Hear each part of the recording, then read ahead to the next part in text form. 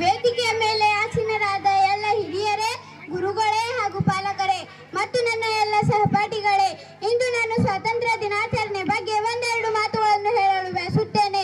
ಪ್ರತಿ ವರ್ಷ ಆಗಸ್ಟ್ 15 ಸ್ವಾತಂತ್ರ್ಯ ದಿನವನ್ನು ಆಚರಿಸುತ್ತಾ ಬಂದಿದ್ದೇವೆ. ಅಂದು ದೇಶಕ್ಕಾಗಿ ಬಲಿದಾನ ಮಾಡಿದವರನ್ನು ಸ್ಮರಿಸುತ್ತೇವೆ. ಈ ದಿನ ನಾವು 78ನೇ ಸ್ವಾತಂತ್ರ್ಯ ದಿನವನ್ನು ಆಚರಿಸುತ್ತಿದ್ದೇವೆ.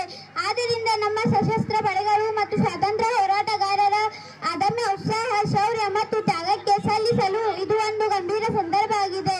1947ರಲ್ಲಿ ಬ್ರಿಟಿಷ್ ಆಳ್ವಿಕೆಯಿಂದ ಮುಕ್ತರಾಗಿ ನಾವು ಈ ದಿನ ಸಂತೋಷದಿಂದ ಇದ್ದೇವೆ.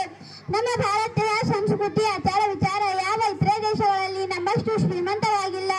ಆ ಕಾರಣ ನಾವು ಇದನ್ನು ಕಳೆದುಕೊಳ್ಳದೆ ನಮ್ಮ ತನವನ್ನು ಉಳಿಸಿಕೊಂಡು ಹೋಗುವುದು ನಾವು ನಮ್ಮ ದೇಶಕ್ಕೆ ನೀಡುವ ಗೌರವವಾಗಿದೆ. ವೈವಿಧ್ಯತೆಯಲ್ಲಿ ಏಕತೆ ಎಂಬುದು ನಮ್ಮಲ್ಲಿನ ವಿಶೇಷತೆಯಾಗಿದೆ.